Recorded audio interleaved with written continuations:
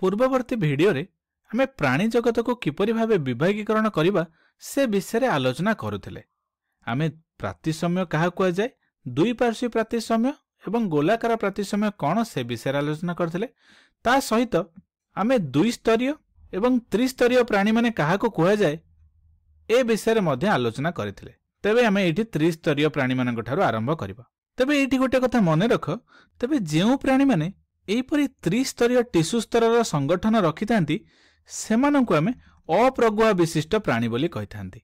तेबे काहेकि एमती अप्रगुहा विशिष्ट प्राणी कहा जाए ए विषय रे आमे किछि समय परे आलोचना करिबा। तेबे अप्रगुहा विशिष्ट पर्व को आमे प्लाटीहेलमिन्थेस बोली कहिथांती। कोन कहंती? प्लाटीहेलमिन्थेस रो पर्व।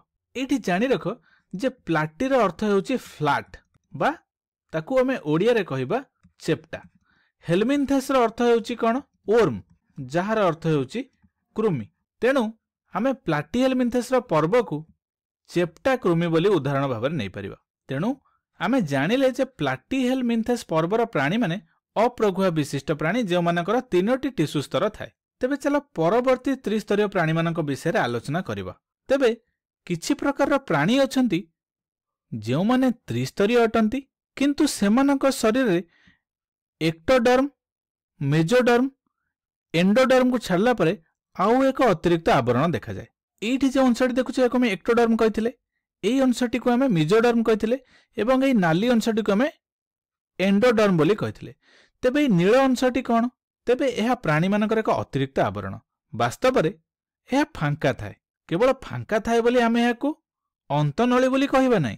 वास्तव रे एहा एक खोला स्थान अटे जहाकी एई टिश्यू स्तर मानक मध्य रे रहिथाए एवं एहा एक गुरुत्वपूर्ण अंश अटे जहाकी प्राणी मानक शरीर को दृढ़ता और किछि प्रतिरोधता पई शक्ति देइथाए। जेपरि कि जदि प्राणी शरीर कोनोसी जगह धक्का लागि थाए तेबे टिश्यू गुड़िक चापी हेई जांती नहीं। तेबे एई नील स्तरटी सेमानकु रक्षा करिथाए एवं एई अंशटी प्राणी मानक शरीर मध्य रे किछि आभ्यंतरीण अंग को धरि रखिया पई सहाय्य करे। तेणु एई प्रकार टिश्यू स्तर थिबा प्राणी मानकु आमे अप्रकृत प्रगुहा विशिष्ट प्राणी बोली कहिथांती। तेबे अप्रकृत प्रगुहा कौन? किछि समय परे ए विषय आलोचना करिबा। तेबे एठी जानि रख जे उदाहरण स्वरूप आमे नेमाटोहेलमिन्थेस पर्वर प्राणी मानकु एठी नै परिबा। तेबे अप्रकृत प्रगुहा कौन?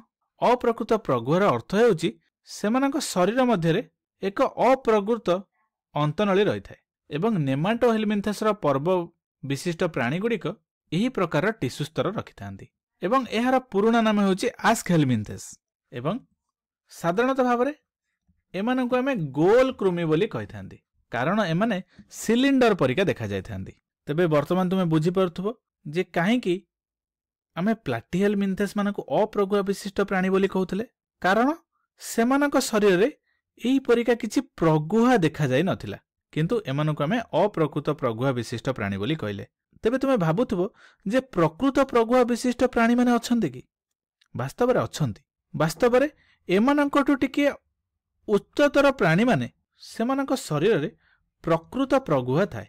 वर्तमान एठी लक्ष्य कर, एई स्तरटी को आमे कहिबा कोन? एक्टोडर्म। एई स्तरटी को आमे कहिबा मेजोडर्म।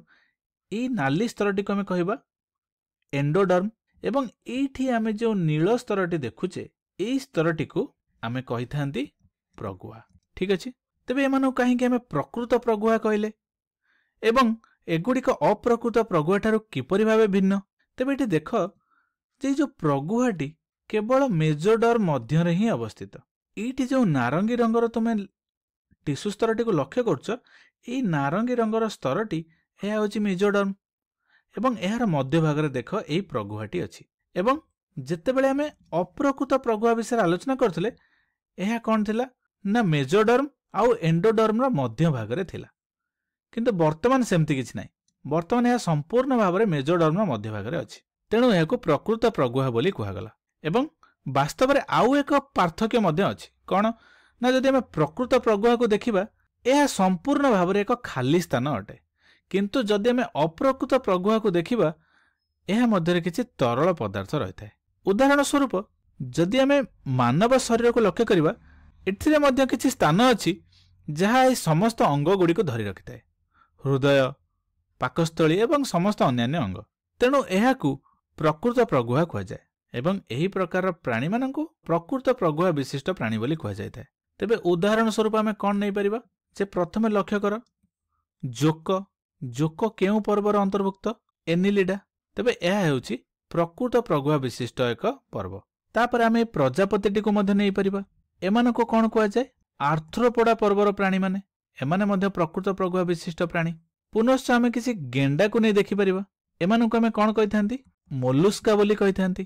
କୁମ୍ଭୀର, ଅକ୍ଟୋପସ୍ ଏମାନେ ଏହି ମୋଲୁସ୍କା ପର୍ବର ଅନ୍ତର୍ଭୁକ୍ତ। ତାପରେ ଆଉ ଏକ ପର୍ବ ଯେଉଁଥିରେ କି ସମୁଦ୍ର ତାରା ଥାଏ ତାକୁ ଆମେ କ'ଣ କହିଥାନ୍ତି? ଏକାଇନୋଡର୍ମାଟା ପର୍ବର ପ୍ରାଣୀ ବୋଲି କହିଥାନ୍ତି। ଏମାନେ ମଧ୍ୟ ପ୍ରକୃତ ପ୍ରଗୁହା ବିଶିଷ୍ଟ ପ୍ରାଣୀ। ତାପରେ ଆଉ ଏକ ପର୍ବ ଅଛି, ଏଇଠି ଲକ୍ଷ୍ୟ କର, ଏମାନଙ୍କୁ ଆମେ ହେମିକଡାଟା ବୋଲି କହିଥାନ୍ତି। ଏମାନଙ୍କ ଶରୀର ମଧ୍ୟ ପ୍ରକୃତ ପ୍ରଗୁହା ଥାଏ ଏବଂ ଏମାନେ ସମସ୍ତେ ତ୍ରିସ୍ତରୀୟ ଅଟନ୍ତି, ମନେ ରଖ। ଏବଂ ପରିଶେଷରେ ସବୁଠୁ ଉନ୍ନତ ଧରଣର ପ୍ରାଣୀ ଯାହା ମଧ୍ୟରେ ଡଲଫିନ୍, ମାଙ୍କଡ଼, ପକ୍ଷୀ, ମାଛ, ମନୁଷ୍ୟ ଏମାନେ ଆସିପାରିବେ, ଏମାନଙ୍କୁ ଆମେ କ'ଣ କହିଥାନ୍ତି? କର୍ଡାଟା ପର୍ବ ବୋଲି କହିଥାନ୍ତି। ଏମାନଙ୍କ ଶରୀର ମଧ୍ୟ ପ୍ରକୃତ ପ୍ରଗୁହା ବିଶିଷ୍ଟ ଏବଂ ଏମାନେ ତ୍ରିସ୍ତରୀୟ ଅଟନ୍ତି। ତେବେ ଆମେ କ'ଣ ପଢ଼ିଲେ ସାମାନ୍ୟ ଆଲୋଚନା କରିବା ଯେ କୋଷସ୍ତରୀୟ ସଂଗଠନ ଯେଉଁମାନେ ରଖିଥାନ୍ତି ସେମାନଙ୍କୁ ପୋରିଫେରା ପର୍ବର ପ୍ରାଣୀ କହିଥାନ୍ତି। ଦ୍ୱିସ୍ତରୀୟ ପ୍ରାତିସମ୍ୟ ଯାହାକୁ ଦେଖାଯାଏ ସେମାନଙ୍କୁ ସିଲେଣ୍ଟାରେଟା କହିଥାନ୍ତି। ଅପ୍ରଗୁହା ବିଶିଷ୍ଟ ପ୍ରାଣୀମାନଙ୍କୁ ପ୍ଲାଟିହାଲ ମିନ୍ଥେସ୍ ପର୍ବର ପ୍ରାଣୀମାନଙ୍କୁ ଆମେ ନେଇଥାନ୍ତି। ଅପ୍ରକୃତ ପ୍ରଗୁହା ବିଶିଷ୍ଟ ପ୍ରାଣୀମାନେ ହେଉଛନ୍ତି ନେମାଟୋଏଲ ମିନ୍ଥେସ୍ ପର୍ବର ପ୍ରାଣୀ ଏବଂ ପ୍ରଗୁହା ବିଶିଷ୍ଟ ତ୍ରିସ୍ତରୀୟ ପ୍ରାଣୀମାନେ ହେଉଛନ୍ତି ଏନିଲିଡା, ଆର୍ଥ୍ରୋପୋଡା, ମୋଲୁସ୍କା, ଏକାଇନୋଡର୍ମାଟା, ହେମିକଡାଟା, କଡାଟା ପର୍ବର ପ୍ରାଣୀମାନେ। ଏହା ହେଉଛି ପ୍ରାଣୀ ଜଗତର ବିଭାଗୀକରଣର ସମ୍ୟକ୍ ଧାରଣା।